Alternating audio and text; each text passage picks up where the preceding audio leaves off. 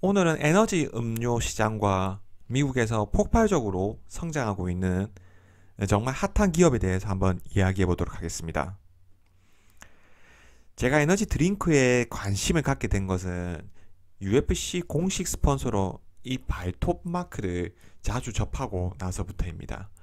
UFC를 즐겨 보는데 몬스터 베버리지는 오랫동안 UFC와의 파트너십을 유지해 왔습니다. 경기 끝나고 인터뷰 전 선수들이 자주 마시는 에너지 음료입니다.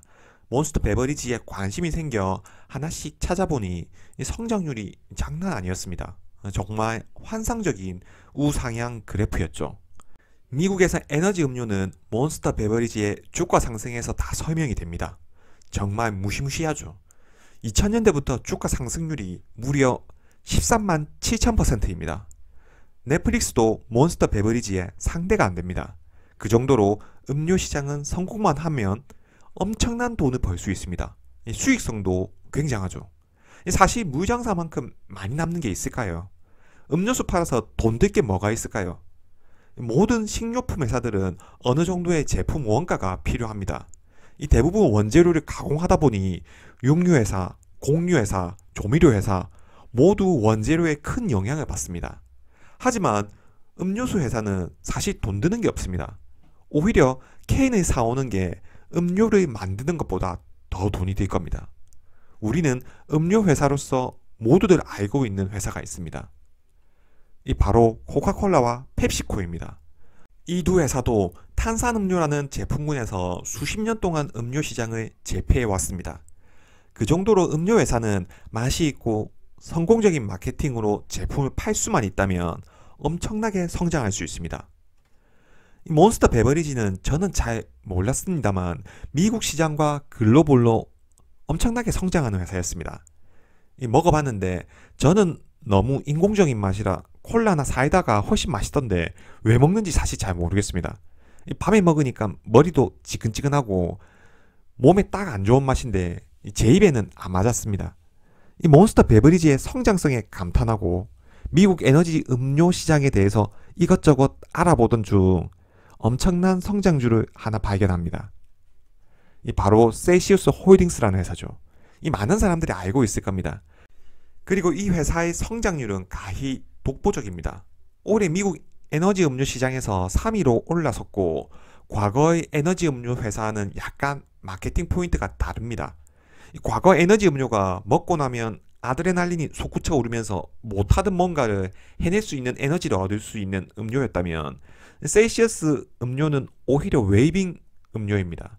현대인의 바쁜 라이프 스타일과 건강에 대한 관심으로 소비자가 마시기만 해도 관리를 할 수 있는 이 기능성 음료입니다. 작년 오틀리 귀리 우유 영상에서 오틀리 성장률을 설명하면서 이 회사에 대해서 언급한 적이 있었습니다. 그 이후로도 폭발적인 성장성을 유지하고 있습니다. 이 셀시우스 주가는 대부분의 성장주가 무너진 작년에도 40% 상승했습니다. 특히 작년의 상승은 펩시코의 지분 인수와 관련이 있습니다. 펩시는 22년 8월 셀시우스에 5억 5천만 달러를 투자해 셀시우스 지분 8.5%에 해당하는 전환 우선주를 받았고 미국에서 셀시우스의 장기 유통업체이자 해외 우선 파트너가 되기로 합의를 했습니다. 모두들 콜라 하면 코카콜라가 더 맛있고 워런 버핏 때문에 코카콜라의 주가 수익률에 대해서 과대평가가 되어 있는데 상장 후 주가 상승률을 보면 오히려 펩시가 코카콜라보다 더 높은 주가 상승률을 유지하고 있습니다. 이 코카콜라가 배당주의 느낌이라면 펩시는 아직도 성장주의 느낌입니다. 이 펩시의 성장 동력은 지속적인 인수 합병을 통한 포트폴리오 확장이었죠. 높은 수익성으로 안정적인 잉여 현금 흐름이 유지가 되니 제품 개발보다 새로운 제품군을 인수해서 자신의 사업 영역을 확장해 나갔죠. 펩시의 제품군이 코카콜라보다 훨씬 다양하고 매출군도 넓습니다.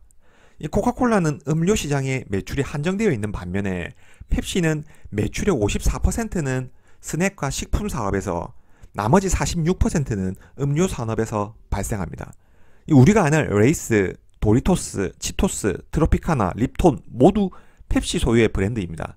20개 이상의 브랜드를 보유하고 있고 각각의 브랜드는 연간 매출이 10억 달러 이상입니다. 펩시코는 다양한 제품 포트폴리오의 바탕으로 전 세계 200개 이상의 국가에서 강력한 글로벌 입지를 확보하고 있죠. 이런 펩시가 셀시어스에도 손을 댑니다. 펩시는 최근 식품 사업의 성장세로 오히려 음료 사업보다 스낵이나 식품 사업에서 더 많은 돈을 벌고 있습니다. 최근 성장하는 에너지 음료 시장을 눈여겨보고 있었는데 펩시가 딱 가지고 싶은 이미지와 추구하는 전략에 부합하는 상장회사가 등장한 거죠. 펩시의 주 타겟층은 젊은 층입니다. 최근 시장에서 탄산음료가 지나친 설탕 농도로 건강에 해롭다는 인식이 많아졌고 스낵에 포함된 화학 첨가물 때문에 말이 많았습니다. 펩시의 대부분 브랜드는 이러한 비판을 피할 수 없었는데 다이나믹하면서도 웰빙 이미지의 셀시어스의 마케팅은 펩시를 사로잡았죠. 이 셀시어스 입장에서도 펩시의 투자는 환영할 만한 일이었습니다. 음료 시장에서 가장 중요한 건 유통망을 확보하는 겁니다. 현재 미국 시장에서 몬스터와 레드불이 에너지 음료 양강 체제를 유지하고 있었기 때문에 쉽게 유통망을 뚫고 리테일 시장에 자리 잡기가 쉽지가 않았습니다. 실질적으로 작년만 하더라도 셀시어스 매출은 폭발적으로 상승하고 있는데도 재고 관리와 매출 원가 관리가 안 되는 걸 볼 수 있습니다. 미국에서 젊은 층 위주로 유행을 타면서 엄청 소비자들이 찾고 있는데 아마존이나 코스트코를 제외하면 물건을 구할 수가 없었던 거죠. 물건을 만드는 건 어렵지 않습니다. 오히려 음료를 담을 캔을 구하는 게 더 어려웠죠. 하지만 유통망을 보유하고 있지 않은 상황이라 생산된 물건이 최종 소비자까지 전달하는 과정에서 많은 재고 문제와 물류 비용이 들었습니다. 특히 음료 시장의 생명은 리테일 판매 채널에서 얼마나 쉽게 구할 수 있는가입니다. 음료 시장은 경쟁자도 많고 필수제가 아니기 때문에 대량으로 구매해서 매일 마시는 경우보다는 갑자기 땡길 때 가까운 편의점에서 구매하는 비중이 훨씬 높습니다. 이 젊은 세대들 사이에서 인기를 끌고 있는데 막상 에너지 음료를 마셔야 할 때 구할 수가 없었고 리테일 마켓에서는 이미 몬스터와 레드불이 가운데 떡하니 시장을 장악하고 있었던 거죠. 2021년 기준으로 몬스터는 39%, 레드불은 37%로 미국 에너지 음료 시장을 지배하고 있었습니다. 셀시어스도 리테일 납품 방식을 DTR, 디렉트 투 리테일러에서 DSD, 디렉트 스토어 딜리버로 바꾸고 있습니다. 초기 비용은 많이 들더라도 전체적으로 리테일 판매 채널을 넓게 가져가기 위해서는 DSD로 바꾸는 게 필수적인 선택이었죠. 또한 후발주자로서 몬스터나 레드불이 장악하고 있는 유통 채널에서 후발주자가 유통을 위탁하는 부분은 점유율 확장이 힘들 것이라는 판단이 깔려 있었을 겁니다. 하지만 펩시코가 든든한 투자자가 되었기 때문에 펩시코의 유통망을 이용할 수 있게 된 거죠. 그럼 미국에서 셀시어스 홀딩스가 왜 인기가 좋을까요? 미국의 1위 에너지 음료인 몬스터 에너지가 발톱을 긁을 만큼 강력한 에너지를 내는 각성 효과가 있다고 설명된다면 셀시어스 홀딩스는 다이어트, 웰빙과 오히려 결을 같이 합니다. 운동 전 마시면 칼로리를 태울 수 있고 프리미엄 원료와 무설탕으로 만든 기능성 음료라고 보시면 됩니다. 셀시어스는 2004년에 설립됐고 2017년에 상장됐습니다. 상장 후 5년 만에 주식은 4불대에서 107불로 급등했습니다. 주가만 그냥 상승한 게 아닙니다. 회사의 매출은 2017년 1분기 600만 달러에서 22년 1분기 1억 3,340만 달러로 22배 증가했습니다. 최근 6분기 동안 평균 145%의 매출 성장을 기록했습니다. 셀시어스는 이제 6년 연속 연간 매출 성장률이 40%를 넘어섰습니다. 이 세계 에너지 드링크 시장은 연평균 7%의 성장률로 2025년까지 850억 달러에 이를 것으로 예상이 됩니다. 이는 올해 시장 가치 690억 달러를 훨씬 웃도는 금액입니다. 미래 글로벌 음료 시장 전망도 소비자의 라이프 스타일 변화와 건강한 식습관에 대한 선호도가 증가하면서 무알코올 음료에 대한 수요가 크게 증가할 것이라고 밝혔습니다. 이 무엇보다 마케팅 폼이 미쳤습니다. 이 회사는 건강하고 라이프 스타일 중심의 브랜드로 마케팅함으로써 다른 에너지 음료 브랜드와는 확실히 차별화됩니다. 마시고 싶게 마케팅을 합니다. 미국의 젊은 층이나 특히 여성들에게 인기가 폭발적입니다. 유행을 이끌고 가는 주 소비층에게 강력하게 어필하고 있는 거죠. 이 과거 크록스가 유행을 끌고 나올 때 그때의 마케팅을 생각나게 합니다. 인플루언서를 사용하는 마케팅도 잘 만들고 셀럽들을 활용한 마케팅도 잘하고 있습니다.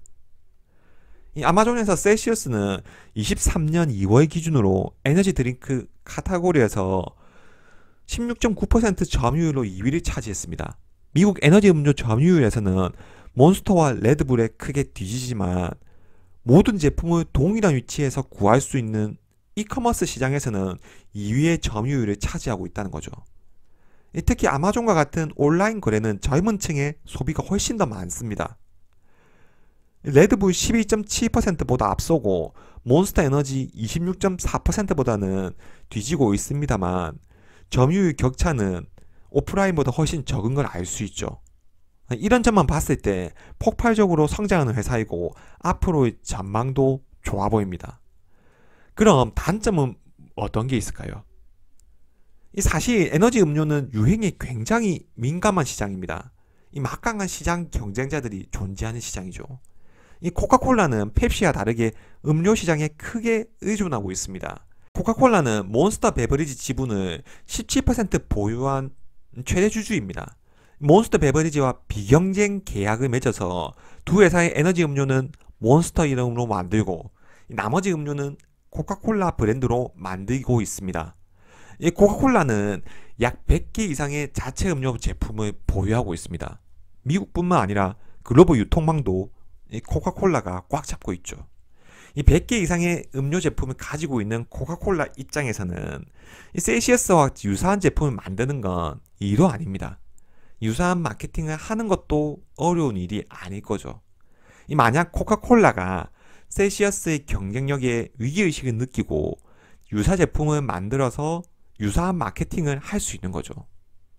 오히려 오랜 기간 음료 시장을 지배해왔던 코카콜라나 몬스터 입장에서는 셀시어스의 사업 모델이 유행을 타는 거라 생각하고 상황을 지켜보는 걸 수도 있습니다. 지금까지 너무도 많은 음료들이 생겼다 사라졌다를 경험해 왔으니까요. 지금부터 셀시어스의 자신의 아이덴티티가 중요한 순간이 왔습니다. 회사가 단순 유행이 아니라 에너지 음료 필수품으로서 자리 잡을 수 있는지, 자신의 제품에 대한 시장 경쟁력을 확실히 보유하고 있는지 알게 될 겁니다. 이미 셀시우스는 펩시와 손을 잡았습니다. 몬스터와 코카콜라 입장에서는 이제 충분히 위협적인 상대가 된 거죠. 작년 연간 재무제표를 보면 매출 성장률은 폭발적이나 매출 원가에 대한 관리나 영업 마케팅비가 관리가 안 되고 있습니다. 작년에는 매출이 전년 대비 2배 증가했음에도 불구하고 더 많은 손실이 났죠. 이 회사가 너무 빨리 크는 과정이라 분명히 있을 수 있는 일입니다. 그리고 회사는 DSD, 셀시어스가 바로 매장으로 음료 제품을 직접 배송하는 방식으로 빠르게 전환하고 있는 과정입니다.